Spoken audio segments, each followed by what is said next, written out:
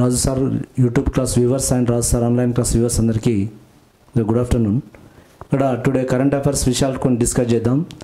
అన్ని ఎగ్జామ్లలో చాలా GK and current affairs చాలా డేంజర్, గుర్తుపెట్టుకోండి. అది అప్రమత్తంగా ఉండవలసిన అవసరం ఉందని చెప్తున్నా. ఇక్కడ నోబెల్ ప్రైజ్లు ఎవరికి అనేది డిసైడ్ చేయడం జరిగింది. అయితే ఫస్ట్ ఈ వైద్య రంగంలో నోబెల్ ప్రైజులు ఇద్దరికి ప్రకటించడం జరిగింది. ఏ దేశస్తులు వాళ్ళు? అమెరికన్. ఎవరు వాళ్ళు? Robert Gary Ruvkun, Victor Ambros. Gary Ruvkun, Victor Ambros. ఏ దేశస్తులు? అమెరికా. దేనికి ఇచ్చారు అని అంటే ఆర్ఎన్ఏ కాదు, ఆర్ఎన్ఏలో ఇంకా చిన్న మైక్రో ఆర్ఎన్ఏ ఉంటుందని ఆవిష్కరించడం జరిగింది.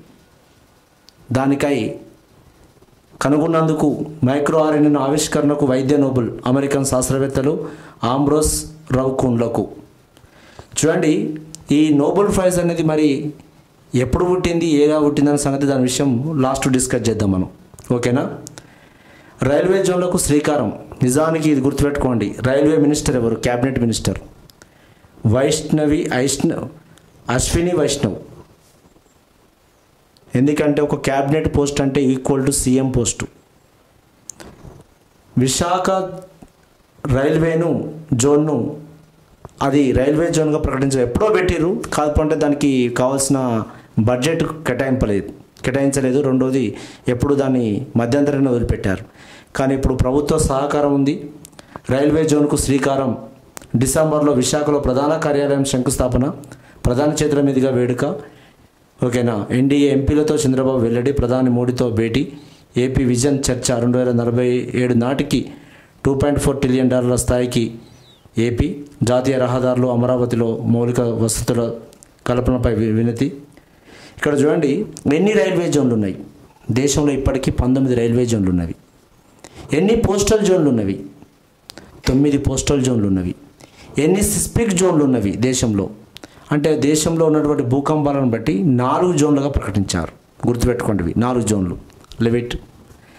నెక్స్ట్, ఈ నక్సలిజం నిర్మూలనకై కేంద్ర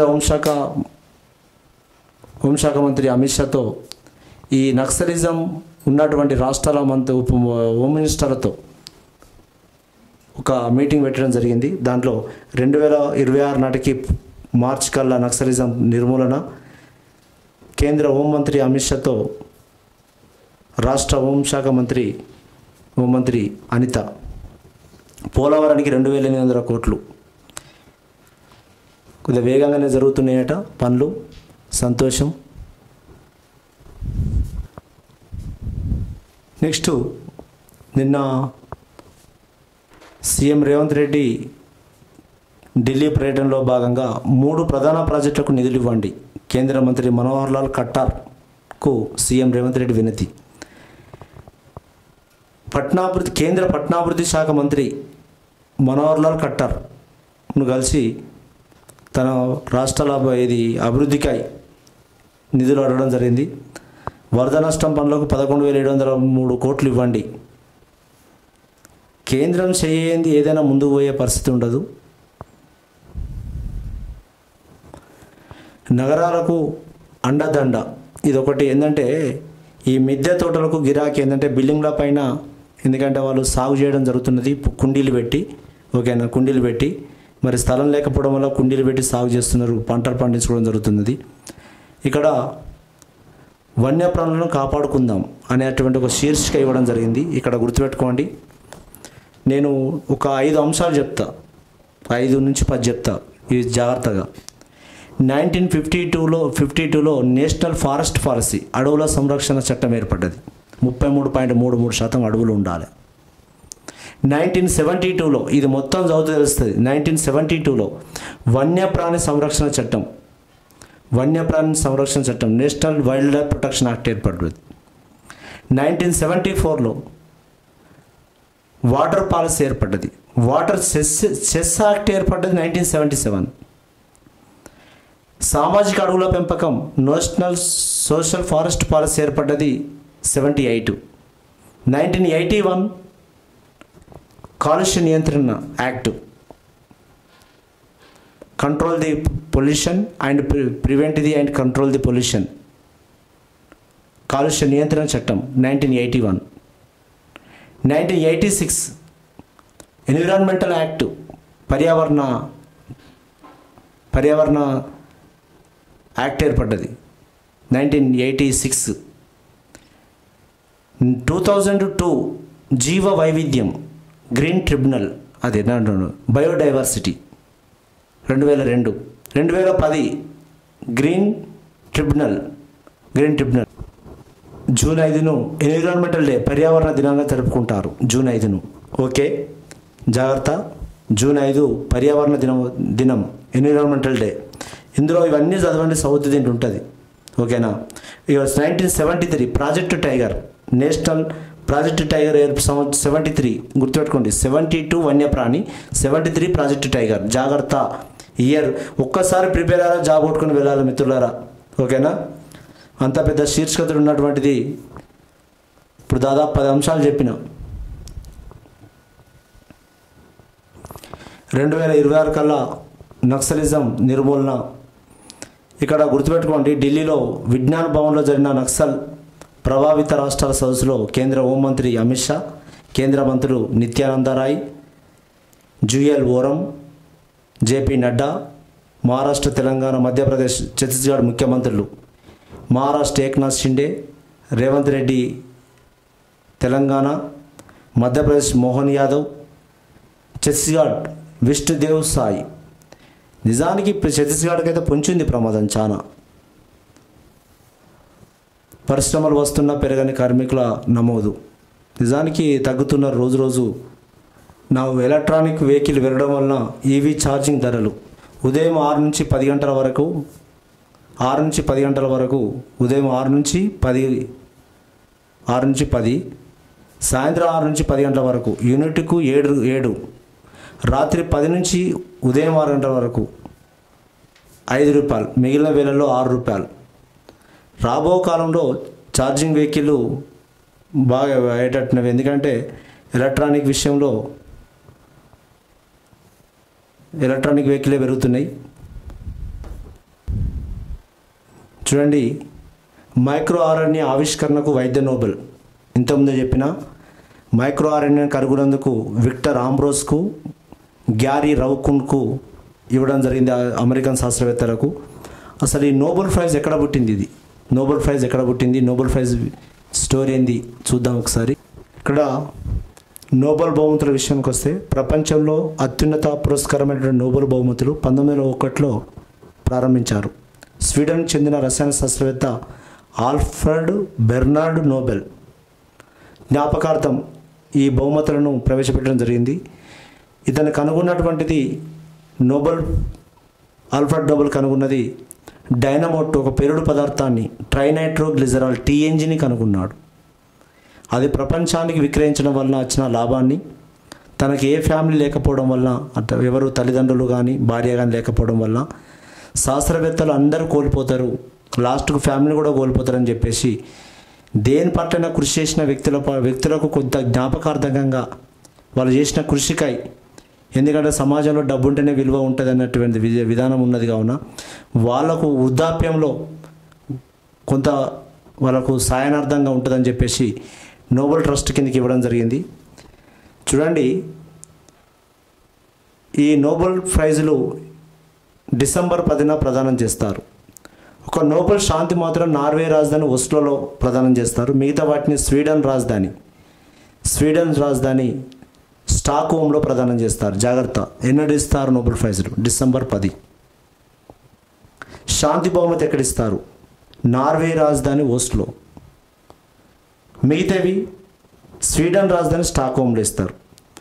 నోబెల్ బహుమతులు 2 పొందినటువంటిది మేరీ క్యూరీ, రేడియం మూలకాన్ని కనుగొనడం వల్ల మొదటి నోబెల్ బహుమతి పొందిన మొట్టమొదటి మహిళ మేరీ క్యూరీ. అదేవిధంగా 2 నోబెల్ ప్రైజులు పొందింది ఫిజిక్స్ అండ్ కెమిస్ట్రీలో.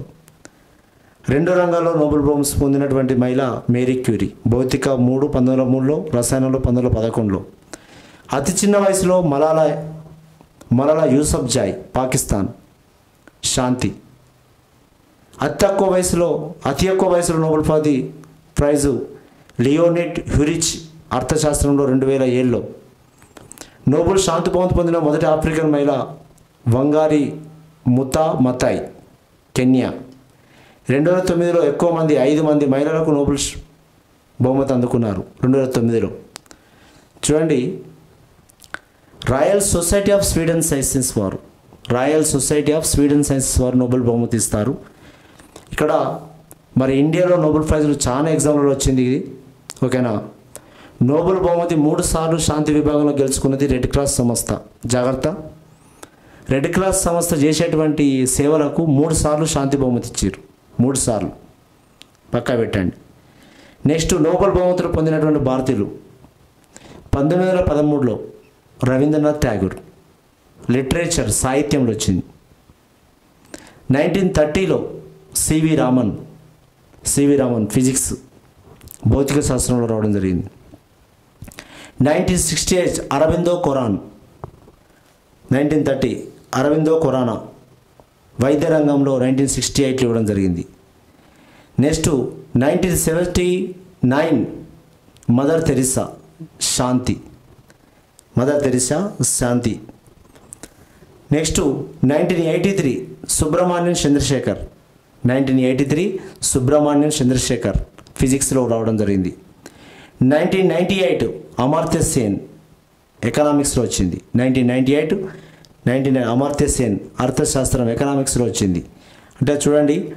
Next 2009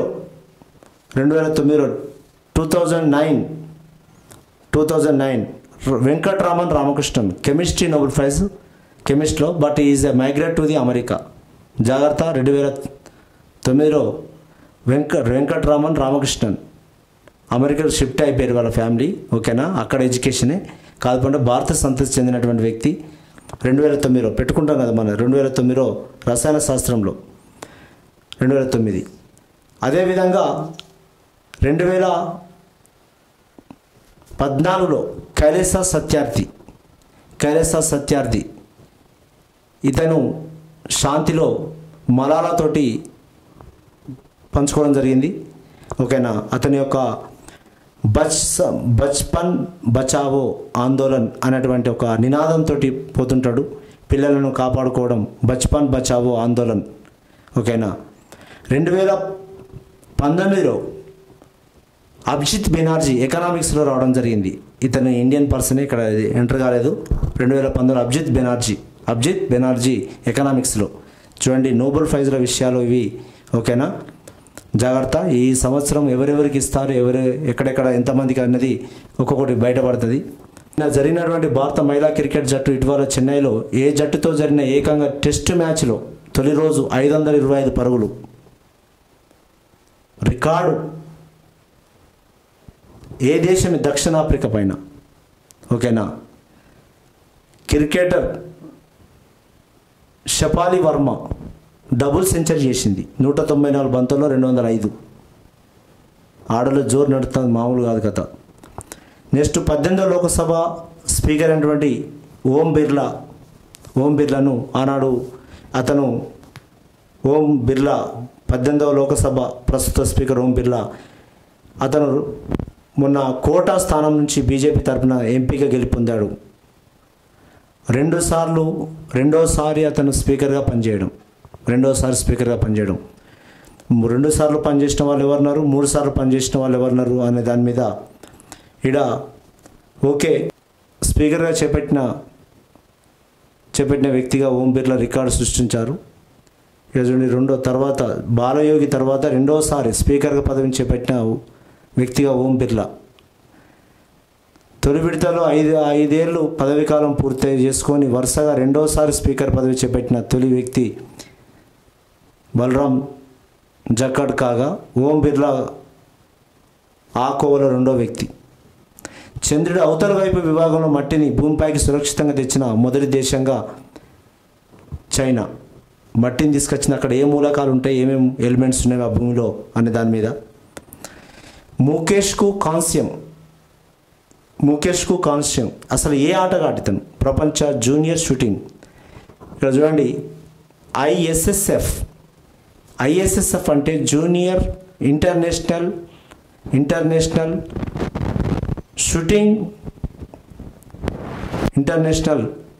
shooting sports federation. ISSF అంటే ఇంటర్నేషనల్ షూటింగ్ స్పోర్ట్స్ ఫెడరేషన్. దాంట్లో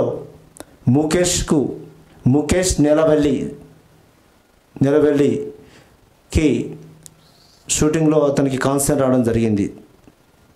స్పేస్ టెక్నాలజీ వినియోగం పెరగాలి ఇది విషయంలో. ఎందుకంటే ఈ భూమికి ఏమవుతున్నది, ఏ వాతావరణం, ఆస్ట్రోస్టార్ సాటిలైట్స్ పెరగాలి. ఎందుకంటే జరిగేటువంటి విపత్తులను గుర్తుపడుతుంది, ఎప్పుడు గుర్తించవచ్చు. ఇప్పుడు మొన్న కేరళలో జరిగినటువంటి ఒక బీభత్సమైనటువంటి ప్రళయం, అది కొండ చర్యలు విరిగిపోయి అంత వరద వస్తుంది, కొట్టుకొస్తుంది అనేది. అంటే అదే కాక పైకెళ్ళి చూస్తే అరే జాగ్రత్త అని చెప్పేసి కొంత ఇన్ఫర్మేషన్ పాస్ చేస్తారు కదా, మొబైల్ దారినో, దాని దారినో, రేడియో దారినో, టీవీలో దారినో, ఏదో రకంగా కొంత ఇన్ఫర్మేషన్ పాస్ చేస్తే వెళ్ళకపోతారు. అందుకే నిజానికి స్పేస్ టెక్నాలజీ వినియోగం పెరగాలి. ఓకేనా. ఈ భూమి మీద ఏమవుతున్న సంగతి. అదేవిధంగా తెలంగాణలో గ్రామీణంలో ఇప్పుడు సర్పంచ్ ఓట్లు రాబోతున్నాయి. మరి సర్పంచ్ ఓట్లు ఎన్ని ఉన్నాయి అంటే 1,67,33,584 ఓట్లు, 167,33,584. ఓకేనా. అంటే ఓట్ల సంఖ్య, గ్రామీణ ఓట్ల సంఖ్య 1,67,33,584. 2030 నాటికి 20,000 మెగావాట్ల గ్రీన్ ఎనర్జీ ఉత్పత్తి లక్ష్యం. జపాన్ పర్యటనలో ఉప ముఖ్యమంత్రి Bhatti Rohan Panasonic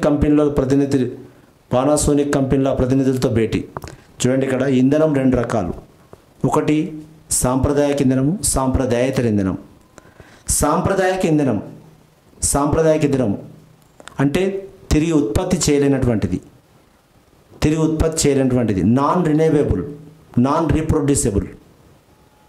రీప్రొడ్యూసిబుల్. Conventional fuel అంటారు దాన్ని, తరిగిపోయేది. బొగ్గు, పెట్రోలు, డీజిల్, కిరోసిన్, కలప, అణు ఇంధనం లాంటివి. సాంప్రదాయేతర ఇంధనం, జాగ్రత్త, గ్రీన్ ఎనర్జీ అంటే సాంప్రదాయేతర ఇంధనం. ఇట్స్ ఏ రిన్యూవబుల్ ఫ్యూయల్, తిరిగి ఉత్పత్తి చేయవచ్చు, రీప్రొడ్యూస్ చేయవచ్చు. ఓకేనా. నాన్ కన్వెన్షనల్ తరిగిపోంది. ఓకేనా. అంటే ఎవరిది, హైడ్రో ఎలక్ట్రిక్ పవర్, జల విద్యుత్తు, సోలార్ విద్యుత్తు, భూగర్భోష్ణం, geothermal energy, wind energy, tidal energy, biofuels, జీవ ఇంధనాలు ఇవన్నీ కూడా. అంటే ఎక్కువగా ఇప్పుడు సోలార్ మీద డిపెండ్ అవుతున్నాం మనం ఎక్కువగా. ఓకేనా మిత్రులారా, థ్యాంక్ యూ. రోజు కొంత కరెంట్ అఫైర్స్ జీకేను కవర్ చేయండి, లేకపోతే చాలా ఇబ్బంది అవుతుంది. ఓకేనా, థ్యాంక్ యూ.